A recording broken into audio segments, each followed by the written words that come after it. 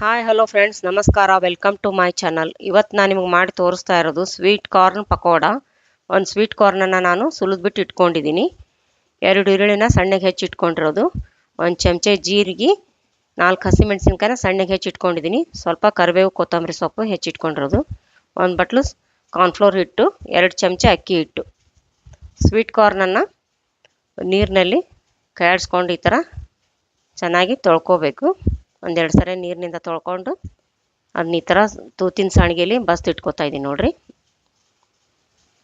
ಇವಾಗ ಅದರಲ್ಲಿ ನಾನು ಅರ್ಧ ತೊಗೋತೀನಿ ರುಬ್ಬೋದಕ್ಕೆ, ಇನ್ನರ್ಧ ಹಾಗೆ ಬಿಡ್ತೀನಿ.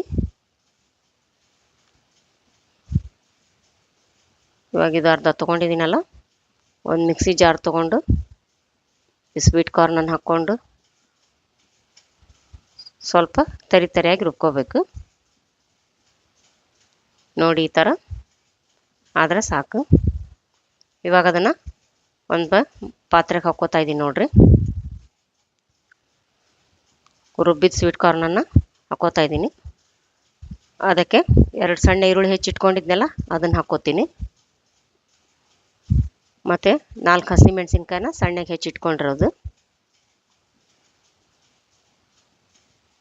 ಸ್ವಲ್ಪ ಕರಿಬೇವು ಸಣ್ಣಗೆ ಹೆಚ್ಚಿಟ್ಕೊಂಡಿದ್ದೀನಿ, ಸ್ವಲ್ಪ ಕೊತ್ತಂಬರಿ ಸೊಪ್ಪನ್ನ ಹಾಕ್ಕೊತಾ ಇದ್ದೀನಿ ಸಣ್ಣಗೆ ಹೆಚ್ಕೊಂಡು, 1 ಚಮಚೆ ಜೀರಿಗೆ, 1 ಚಮಚೆ ಗರಂ ಮಸಾಲ, ರುಚಿಗೆ ತಕ್ಕಷ್ಟು ಉಪ್ಪು, ಇದು 1 ಬಟ್ಲು ಕಾರ್ನ್ಫ್ಲೋರ್ ಹಿಟ್ಟನ್ನು ಹಾಕ್ಕೋತಾ ಇದ್ದೀನಿ. ಮತ್ತು ಅದಕ್ಕೆ 2 ಚಮಚೆ ಅಕ್ಕಿ ಹಿಟ್ಟು ಹಾಕ್ಕೋತಾ ಇದ್ದೀನಿ ನೋಡ್ರಿ. ಮತ್ತು ಇನ್ನರ್ಧ ನಾವು ಸ್ವೀಟ್ ಕಾರ್ನನ್ನು ಉಳಿಸಿದ್ವಲ್ಲ ಅದನ್ನು ಸೇರಿಸ್ಕೋತಾ ಇದ್ದೀನಿ. ಇದಕ್ಕೆ ಸೇರಿಸ್ಕೊಂಡು ಎಲ್ಲನೂ ಚೆನ್ನಾಗಿ ಮಿಕ್ಸ್ ಮಾಡ್ಕೋಬೇಕು ಕೈಯಿಂದ. ಇದಕ್ಕೆ ನೀರು ಹಾಕಬೇಡ್ರಿ, ನೀರು ಹಿಡಿಯಲ್ಲ.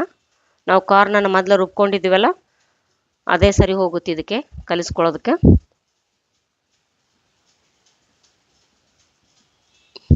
ಈ ಥರ ಇದು ಇರಲಿ. ನಾನು ಗ್ಯಾಸ್ ಆನ್ ಮಾಡಿಬಿಟ್ಟು ಎಣ್ಣೆ ಬಿಸಿ ಮಾಡೋಕೆ ಇಟ್ಕೊಂಡಿದ್ದೀನಿ ನೋಡಿ. ಈ ಥರ ಕಲಿಸ್ಕೊಂಡು ನೋಡಿ, ಈ ಥರ ಹದ ಇರಲಿ ಅದು. ಎಣ್ಣೆ ಬಿಸಿ ಮಾಡೋಕೆ ಇಟ್ಕೊಂಡಿದ್ದೀವಲ್ಲ, ಇವಾಗ ಎಣ್ಣೆ ಬಿಸಿ ಆಯ್ತಲ್ಲ, ನಾನು ಪಕೋಡಾನ ಬಿಟ್ಕೋತಾ ಇದ್ದೀನಿ ನೋಡ್ರಿ.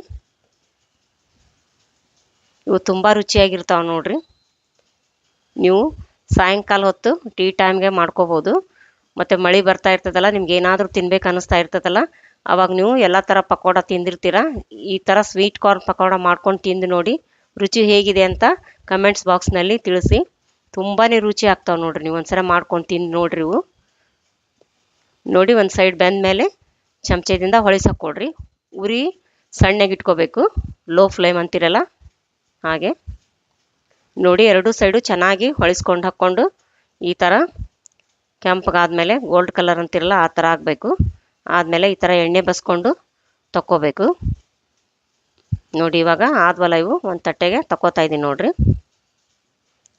ಈಗ ಇನ್ನೊಂದು ಟ್ರಿಪ್ಪು ಬಿಡ್ತೀನಿ ನೋಡ್ರಿ, ಬಿಟ್ಟು ತೋರಿಸ್ತಾ ಇದ್ದೀನಿ ಬಜ್ಜಿನ. ನೋಡಿ ಎಷ್ಟು ಚೆನ್ನಾಗಿ ಹಾಕಿದ್ವಿ ನೋಡ್ರಿ, ತುಂಬ ರುಚಿ ಆಗ್ತಾವ್ರಿ. ಈ ಥರ ಚಮಚೆಯಿಂದ ಹೊಳಿಸಾಕೊಡ್ರಿ. ಒಂದು ಸೈಡ್ ಬೆಂದ ಮೇಲೆ ಉರಿ ಸಣ್ಣಗೆ ಇಟ್ಕೊಡ್ರಿ, ಅಂದರೆ ಚೆನ್ನಾಗಿ 2 ಸೈಡು ಬೇಯ್ತಾವು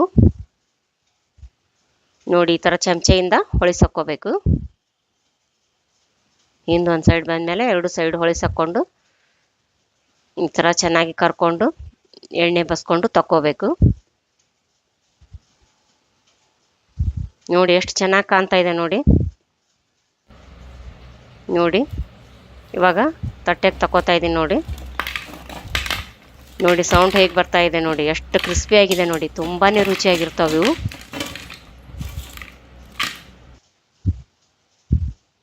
ಸಾಸ್ ಜೊತೆ ಈಗ ಸವಿಯಲು ಸಿದ್ಧ ನೋಡಿ. ನಾನು ಮುರಿದು ತೋರಿಸ್ತಾ ಇದ್ದೀನಿ ನೋಡಿ.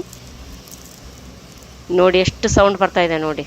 ಮೇಲೆ ತುಂಬಾ ಕ್ರಿಸ್ಪಿಯಾಗಿದೆ, ಒಳಗಡೆ ಸಾಫ್ಟ್ ಆಗಿದೆ. ಇನ್ನೊಂದು ತೋರಿಸ್ತೀನಿ ನೋಡ್ರಿ. ಭಾಳ ಅಂದ್ರೆ ಭಾಳ ರುಚಿ ಆಗ್ತಾವ್ರಿ ಇವು. ನೀವು ಮಾಡ್ಕೊಂಡು ತಿಂದು ನೋಡ್ರಿ ಒಂದ್ಸರಿ. ಈಗ ಇವು ಸಾಸ್ ಜೊತೆ ಸವಿಯಲು ಸಿದ್ಧ. ಈ ವಿಡಿಯೋ ನಿಮಗೆ ಇಷ್ಟವಾದಲ್ಲಿ ದಯವಿಟ್ಟು ಲೈಕ್ ಮಾಡಿ, ಶೇರ್ ಮಾಡಿ, ಸಬ್ಸ್ಕ್ರೈಬ್ ಮಾಡಿ ಮತ್ತು ಬೆಲ್ ಬಟನ್ ಒತ್ತಿರಿ.